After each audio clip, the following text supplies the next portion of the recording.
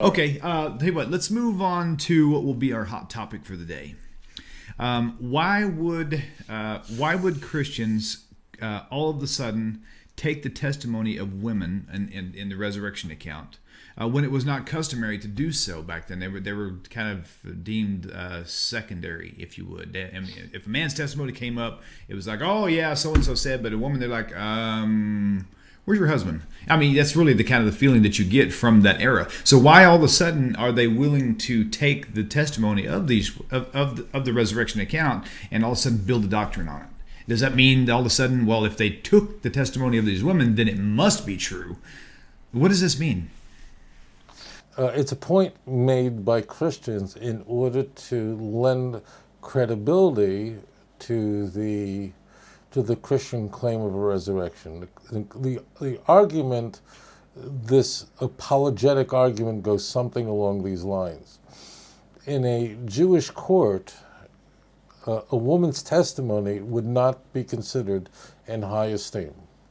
If we look in the Gospels, we would find that it was women that first claimed, or a woman or women who first would claim to encounter the resurrected Jesus. So if it wasn't true, if this whole thing was concocted from beginning to end, if Jesus was never crucified, never resurrected, nothing, this was all nonsense made up, why would someone who wrote the story invent women as being the people who would first claim that Jesus rose from the dead?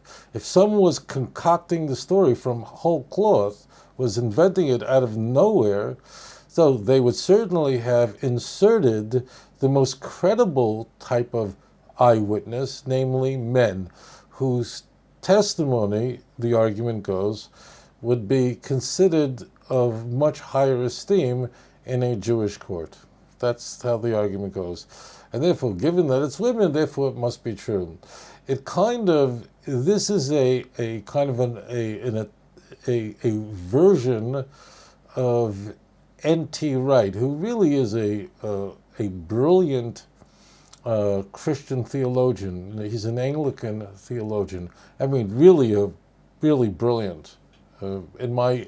In my estimate, he's probably the leading Christian theologian in the English-speaking world today. So he makes this argument, but much better or more interesting, because he says things and it just sounds interesting when he says it. But when he writes it, his argument goes something along these lines. No one in a million years dreamed that the Messiah is supposed to suffer and die for anybody's sins. That was unknown, which means he's actually conceding our point. Meaning, Isaiah 53, it wasn't about the Messiah dying. No one expected it. It was off everybody's charts. That's not what the Messiah is supposed to do. And therefore, why would the earliest Christians invent something like that why would they invent a Messiah that would suffer, get crucified and resurrect if the whole thing is just completely unknown to Jews? So he actually concedes what Jews for Jesus won't concede, is that the notion of the Messiah would suffer and die was completely unknown to Judaism. And he's right about that point. The answer to this argument is, it's of course unfalsifiable. And if the claim is, it presupposes a lot, but let me just answer it simply and then let me just build it a little bit. This is essentially what the argument is. Because women making a claim of a resurrected Jesus or having a vision of Jesus is what is considered in Judaism not reliable, so therefore the claim of women in the Christian Bible, they're the ones who bear the earliest witness to a resurrected Jesus, should lend credibility to it. Now, first of all, no, just the opposite. If, in fact, a woman's testimony is not to be accepted, so bingo. So it's like the Torah is going, V'omdu shtei anoshim, and two men should bear witness, v'loi noshim, and not women, so bingo. You should have followed it. But the reason why this is an object fallacy is, then what claim could then be false. Then all claims are true, according to N.T. Wright. That's why it's very creative, but it's silly. That means I'm in Indonesia, so it's a largely Muslim country. It's the largest Muslim country. But not far from me is the Philippines. The Philippines is just a couple of hours away. Philippines is a Roman Catholic country. Every day, some women, and it's usually almost always women, if you notice, have breakfast with the Virgin Mary she appears on their pancakes every day. In Brazil, if you notice, by the way, it usually is women. If you notice, I ask you, who are these claims that the Virgin Mary, or it's either women or almost always. Don't come up with one example in the 16th century was a man. In almost all cases, like in Portugal, it's women or little children. So I ask you the question, why don't you Protestants, evangelicals, believe the testimony of women who in the Philippines are saying that they met Jesus in the sink while they were brushing their teeth? How come you don't accept that? Why would anybody choose women? Well, the answer is that you only pick those claims made by women that you like, and the ones you don't like, you reject. What we have to say is very simple. If we don't know that in fact women made this claim first, but I will, just for the sake of argument, I grant it all. If I grant it all, your work is all before you. I'm making your job even more difficult. Let's say I concede the fact that the first people to ever claim that Jesus rose from the dead and that they saw it were women. Let's say I concede it, just to make this whole thing easy. So what does that mean? So should I convert to Roman Catholicism because women are claiming that they're meeting Jesus, over lunch, over a bagels and lox sandwich, because they're meeting Jesus somewhere while they're washing their laundry? It means what then could be dismissed? And the same thing with N.T. Wright. If in fact something is never supposed to happen, well, that doesn't lend credibility to it. Let's for example. This is the joke I tell, why did God invent Mormons so Christians will know how Jews feel? Well, let's take the Mormon claim then. The Mormon claim is that Jesus is going to make his second coming in Jackson, Missouri. Okay, so here's what you do. So a Mormon can then say, well, no one in a billion years would ever think that Jesus was going to make a second coming in Jackson County, Missouri, which the Mormons claim, and it's therefore so outlandish, it must be true. So why don't you all go to Utah and become Mormons? The answer to that question is because it's object nonsense. You do, with regard to Mormonism, what the Jews do with regard to evangelical Christianity, and that is, the only tool we use to measure its truth claims is Scripture, not some claim that some woman made this assertion. So am I then to accept every claim made by a woman or allegedly made by a woman? So should I then accept that because no one ever heard of such a thing? Of course, it's object nonsense. The way we measure truth is by one measuring rod, by one ruler, and that's Scripture.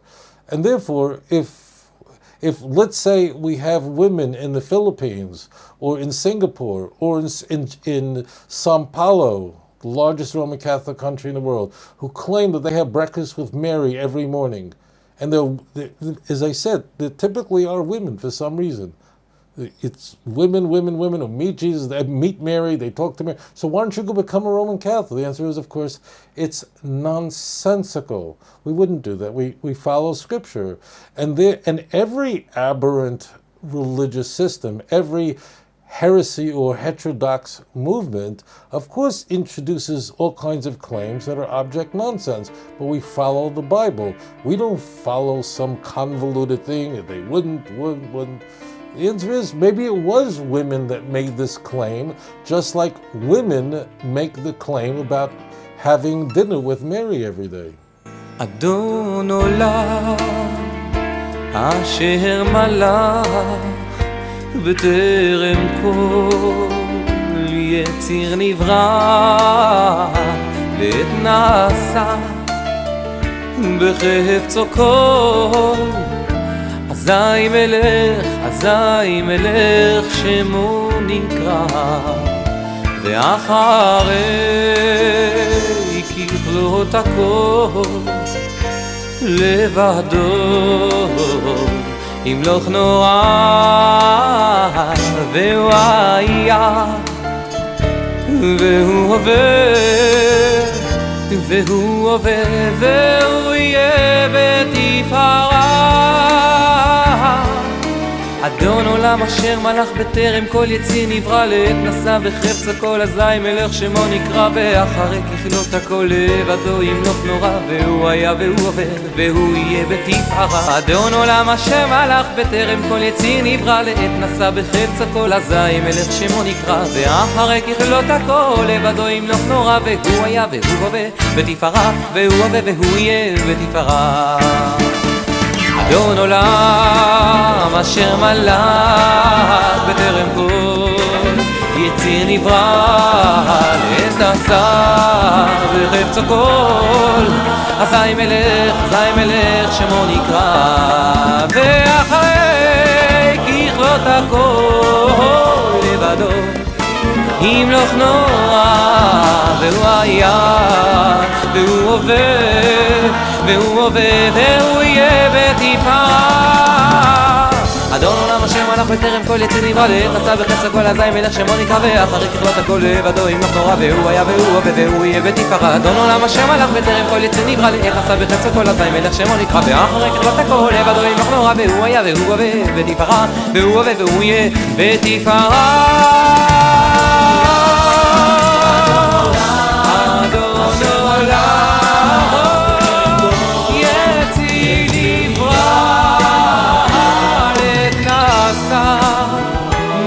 בחפצו כל, אזי מלך שמו נקרא.